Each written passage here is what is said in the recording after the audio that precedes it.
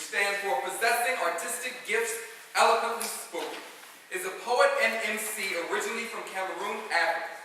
His features have included the Kennedy Center, numerous colleges and universities, and BETJ Lyric Cafe. He has worked in collaboration with Words, Beats, and Life, Inc., and DC Vote, among other organizations. He is also founder and co-president of the Movement Poets, a performance-based arts group geared towards reaching young adults via the arts. This brother has tons of life in him.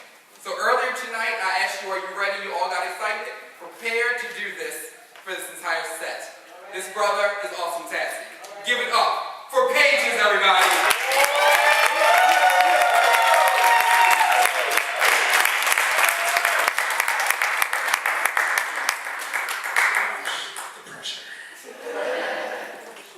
Hey, how's everybody doing? Awesome! Boo, that was horrible, guys. Let's try that again. Pages, everybody! How's everybody doing, guys? Awesome. My name is Pages, and I'm a spoken word artist. And yeah, I'm going to do some poems for you guys. Is that okay? You guys have some weird poetry with guys like ours, so I will. Alright, cool.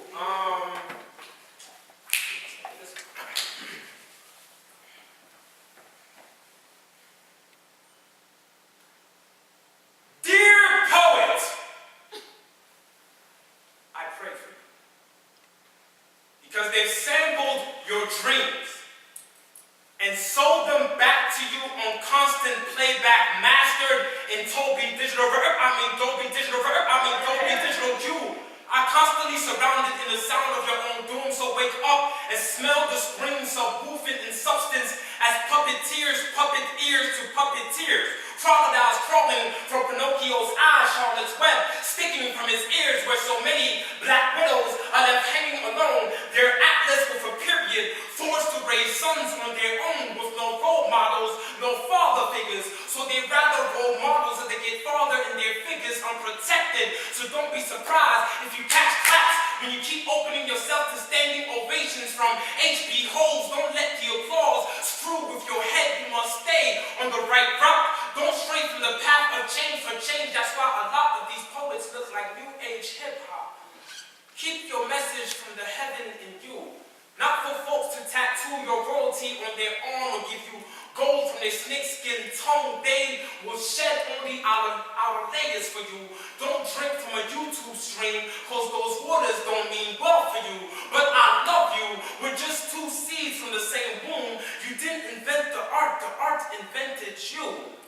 And they will only crown you king to Rome, then set thorns to your Caesar, pierce you with the thrust of Brutus, then kiss you with the lips of Judas. But treachery is the #1 sin. Look what happened to them and Lucifer. So you know in the end, you either hang, turn to dust, or burn forever. But I want to put my ear to your heart like Amelia, so I can listen for your cries to fly across the turbulent oceans of your world and bring your soul back to land. But don't you dare try to drown me in the process, for I am the lightning thief, son of Poseidon. I can grab you Saint's boat and run up on you like greased lightning, even as you steadily try to off my game. But I stay on like I'm the reflection of the opposite of yes. Opposing me at best will only show you why the job of a phoenix is to only resurrect with fire bursting from my chest, leaving you terribly scarred. So call them dudes bruised, cause their will is to die hard. Keep calling yourself gods of the game, but with ease I will prove to you that even gods can bleed. Then you can truly call yourself Christ's son. Because this fire isn't friendly. My words are killing you. This is heavy artillery. I don't do this for the love. I do this to give love. Change the life of a waning soul, but your heart is shaped like Baghdad, chocolate covered in Darfur. Truly a deaf poet who can't hear anything when he's blanketed by the funeral music of his own ego, especially when the limelight starts to taste a little sour. You're just a brave new voice with the heart of a coward.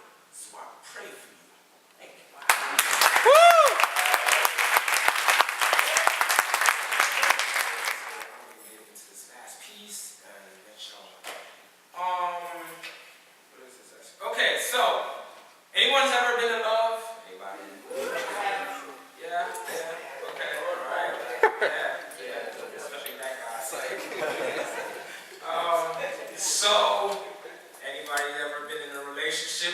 person they love?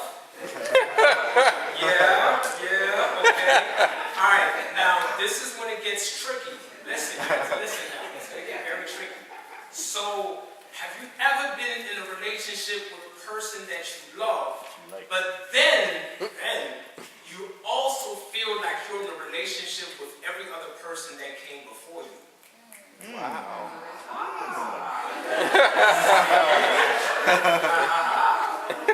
So, I wrote that poem. And this is how it's going to go. And, yeah, thank you once again for listening. And, yeah.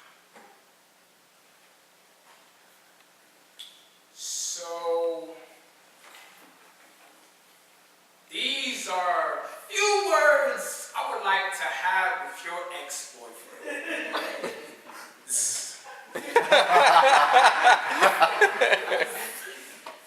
It was easy for her to sell herself short.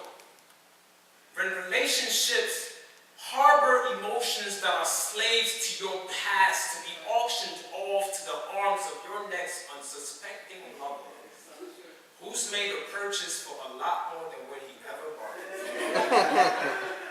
As my 747 pride turned this World Trade Center love into rubble, though I would trade the world to make